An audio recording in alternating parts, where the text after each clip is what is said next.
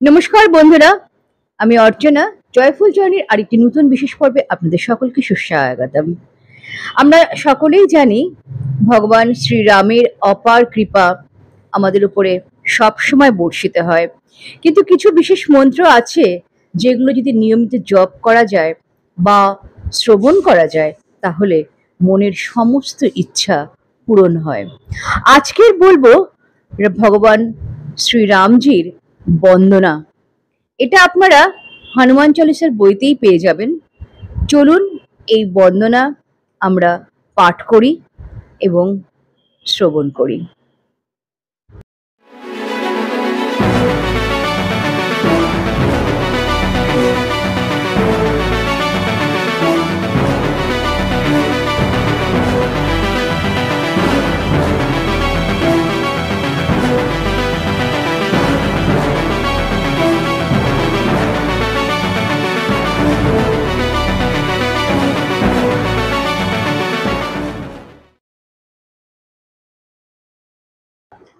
श्रीराम वंदना।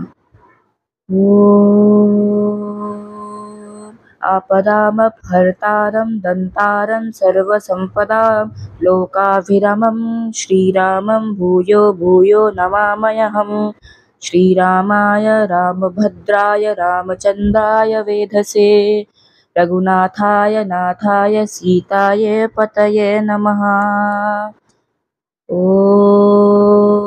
आपदामपहर्तारं दन्तारं सर्वसम्पदां लोकाभिरामं श्रीरामं भूयो भूयो नमाम्यहम्। श्रीरामाय रामभद्राय रामचन्द्राय वेधसे रघुनाथाय नाथाय सीताय पतये नमः।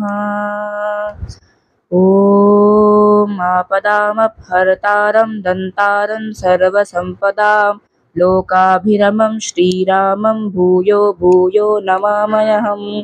श्रीरामाय रामभद्राय रामचन्द्राय वेधसे रघुनाथाय नाथाय सीताय पतये नमः। ॐ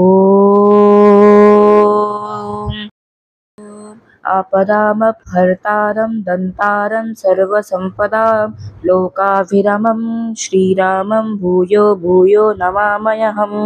श्रीरामाय रामभद्राय रामचन्द्राय वेधसे रघुनाथाय नाथाय सीताय पतये नमः। ॐ आपदामपहर्तारं दन्तारं सर्वसम्पदां लोकाभिरामं श्रीरामं भूयो भूयो नमाम्यहम्। श्रीरामाय रामभद्राय रामचन्द्राय वेधसे रघुनाथाय नाथाय सीताय पतये नमः। ॐ आपदामपहर्तारं दन्तारं सर्वसम्पदां लोकाभिरामं श्रीरामं भूयो भूयो नमाम्यहम्। श्रीरामाय रामभद्राय रामचन्द्राय वेधसे रघुनाथाय नाथाय सीताय पतये नमः। ॐ आपदामपहर्तारं दन्तारं सर्वसम्पदां लोकाभिरामं श्रीरामं भूयो भूयो नमाम्यहम्। श्रीरामाय रामभद्राय रामचन्द्राय वेधसे रघुनाथाय नाथाय सीताय पतये नमः। ॐ आपदामपहर्तारं दन्तारं सर्वसम्पदां लोकाभिरामं श्रीरामं भूयो भूयो नमाम्यहम्। श्रीरामाय रामभद्राय रामचन्द्राय वेधसे रघुनाथाय नाथाय सीताय पतये नमः। ॐ आपदामपहर्तारं दन्तारं सर्वसम्पदां लोकाभिरामं श्रीरामं भूयो भूयो नमाम्यहम्। श्रीरामाय रामभद्राय रामचन्द्राय वेधसे रघुनाथाय नाथाय सीताय पतये नमः। ॐ आपदामपहर्तारं दन्तारं सर्वसम्पदां लोकाभिरामं श्रीरामं भूयो भूयो नमाम्यहम्। श्रीरामाय रामभद्राय रामचन्द्राय वेधसे रघुनाथाय नाथाय सीताय पतये नमः। ॐ आपदामपहर्तारं दन्तारं सर्वसम्पदां लोकाभिरामं श्रीरामं भूयो भूयो नमाम्यहम्। श्रीरामाय रामभद्राय रामचन्द्राय वेधसे रघुनाथाय नाथाय सीताय पतये नमः।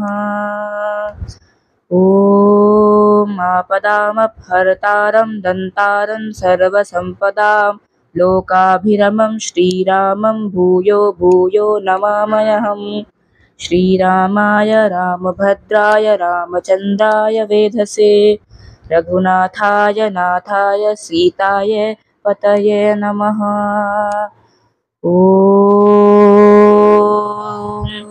आपदामपहर्तारं दन्तारं सर्वसम्पदां लोकाभिरामं श्रीरामं भूयो भूयो नमाम्यहम्।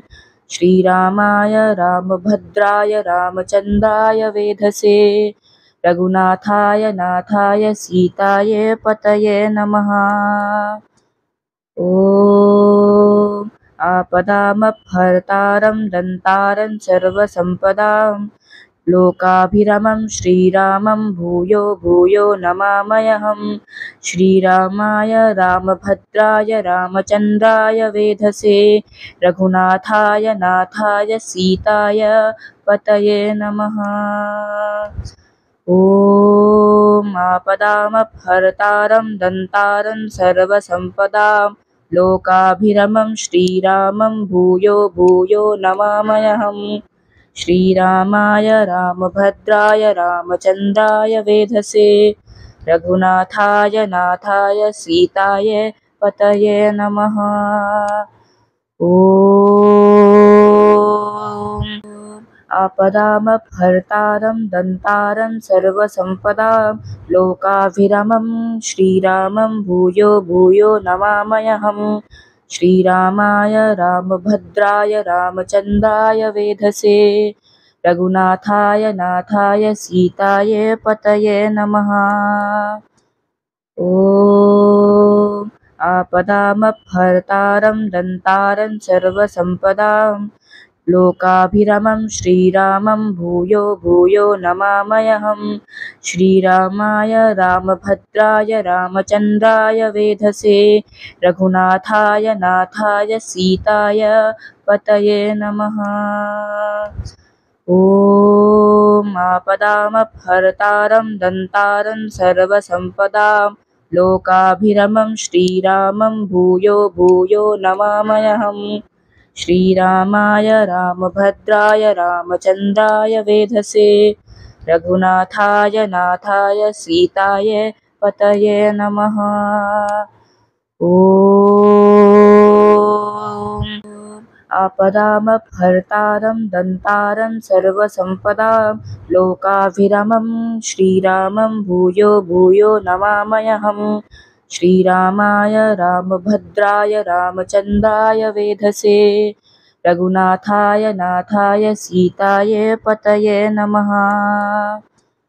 ॐ आपदामपहर्तारं दन्तारं सर्वसम्पदां लोकाभिरामं श्रीरामं भूयो भूयो नमाम्यहम्। श्रीरामाय रामभद्राय रामचन्द्राय वेधसे रघुनाथाय नाथाय सीताय पतये नमः।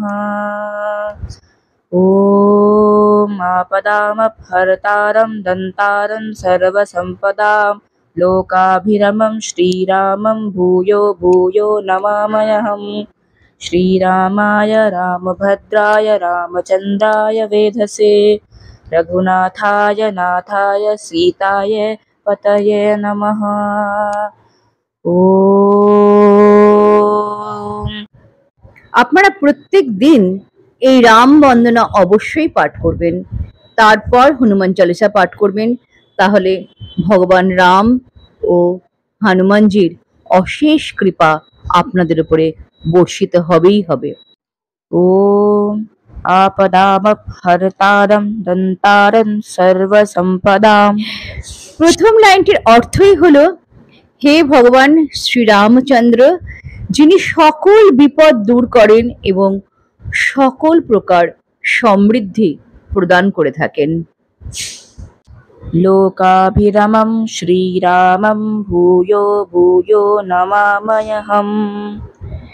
দ্বিতীয় লাইনটির অর্থই হলো, আমি সেই জগতের প্রিয় এবং সুন্দর শ্রীরামকে বারবার প্রণাম করি। श्रीरामाय रामभद्राय रामचन्द्राय वेधसे।